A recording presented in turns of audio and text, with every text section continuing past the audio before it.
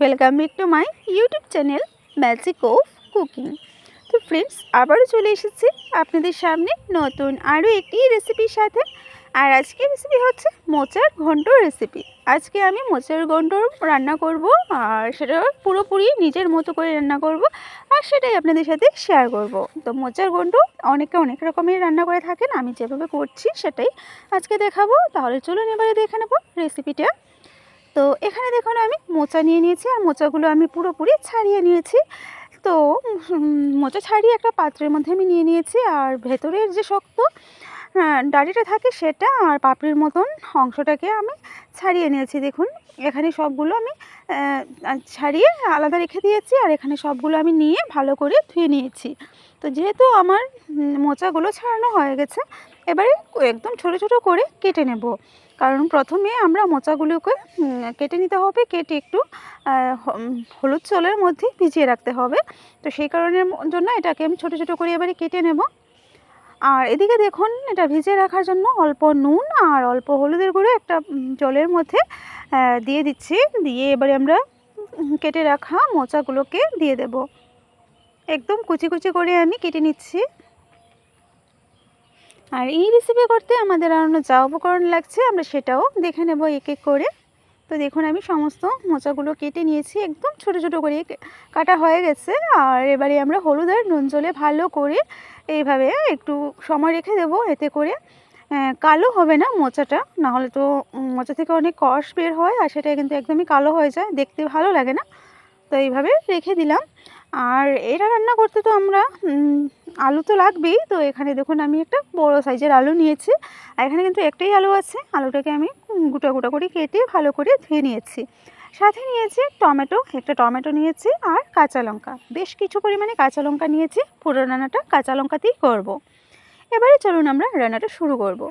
কড়াই ভালো করে গরম করে এতে দিয়ে দিচ্ছি সর্ষের তেল। তো এই রান্নাটা আমি সর্ষের তেলে করছি, আপনারা চাইলে কিন্তু এখানে সাদা তেলও ইউজ করতে পারেন।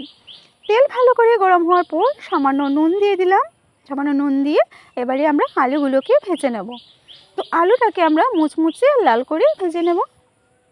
সমস্ত আলু দেওয়া হয়ে গেছে, ভালো করে এবারে আলুটাকে ভাজবো, আর একটু ঢাকা চাপা দিয়ে রাখবো।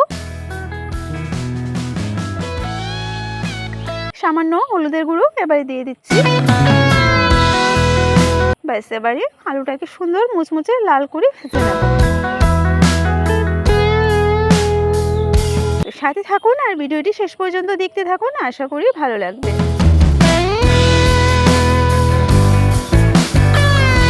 তো আলুগুলো কিন্তু ভাজা হয়ে গেছে মোচা রান্নার জন্য। আর দেখুন আলুগুলো কিন্তু খুব সুন্দর লাল লাল করে আমি ভেজে নিলাম। এবারে আমরা আলুগুলোকে একটা সাইড করে দেব। তো আলুগুলো একটা সাইড করে তারপরে এখানে আমরা ফোড়নটা দিয়ে দিচ্ছি। তো ফোড়নে এখানে দিয়ে দিলাম একটি শুকনো লঙ্কা 2 টুকরো করে, দিয়ে দেবো একটা তেজপাতা, গোটা গরম মশলা। ব্যাস, এগুলো একটু ভালো করে ভেজে নেব। তো তেজপাতা, শুকনো লঙ্কা আর গোটা গরম মশলাটা থেকে একটা স্মেল বের হওয়ার পর এবার এখানে দিয়ে দিচ্ছি কালো জিরে। তো এখানে আমি কালো জিরেটা দিচ্ছি, আপনারা চাইলে গোটা জিরেও দিতে পারেন বা 5 ফোড়নও দিতে পারেন। খুব ভালো করে এবারে ফোড়নটাকে ভেজে নিলাম। আর এদিকে দেখুন আমি হলুদ নুন জলে ভিজিয়ে রাখা মোচাগুলোকে জল ছাড়িয়ে একটা পাত্রের মধ্যে নিয়ে নিয়েছি। সব জল আমি ছাড়িয়ে নিয়েছি। আর এদিকে আমার ফোড়নটা ভালোভাবে ভাজা হওয়ার পর আলুর সাথে ভালো করে মিশিয়ে নিলাম। এবার এক এক করে মশলা দিয়ে দিচ্ছি। মশলার মধ্যে এখানে জিরে বাটা আর সামান্য হলুদের গুঁড়ো দিয়েছি। এবার অল্প জল দিয়ে মশলাটাকে ভালো করে কষিয়ে নেব। আর যেহেতু আমি লঙ্কা গুঁড়ো দেবো না এখানে, তো আপনারা চাইলে কিন্তু এখানে লঙ্কা গুঁড়োটা দিতে পারেন। তো খুব ভালো করে দেখুন আমি মশলাটাকে মিশিয়ে নিলাম। এই অবস্থায় এবারে আমি এখানে দিয়ে দেব কেটে রাখা টমেটো আর কাঁচা লঙ্কা। তো টমেটো আর কাঁচা লঙ্কাটা দিয়ে এবার ভালো করে মিশিয়ে নেব।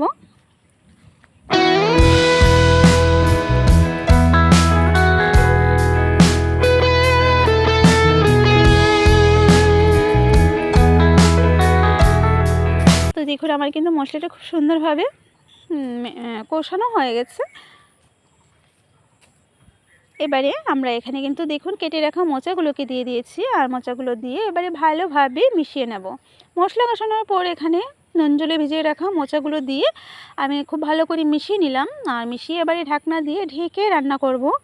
আর এবারে আমি কিন্তু 5 থেকে 6 মিনিটের মতন এটাকে ভালো করে রান্না করে তবেই আমি আপনাদেরকে দেখাচ্ছি। তো এবারে ঢাকনা দিয়ে ঢেকে রাখবো।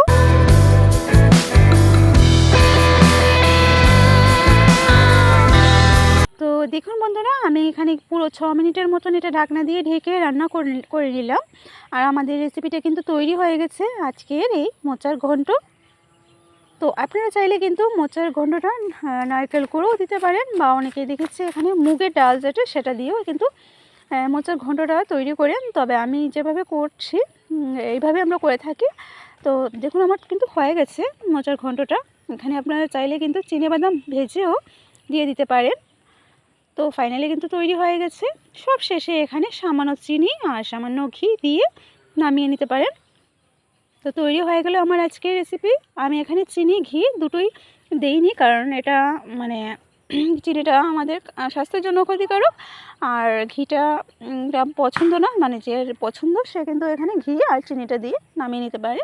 তো যেহেতু আমার তৈরি হয়ে গেছে আজকের রেসিপি, তো আমার আজকের এই মোচার ঘন্টর রেসিপিটা কেমন হয়েছে কমেন্টের মাধ্যমে অবশ্যই জানাবেন। আর ভালো লাগলে লাইক করবেন, শেয়ার করবেন, সাবস্ক্রাইব করে পাশের বেল আইকনটিতে ক্লিক করে দেবেন, যাতে আমার চ্যানেলে আপলোড করা ভিডিওগুলো সবার আগে আপনাদের কাছে পৌঁছে যেতে পারে।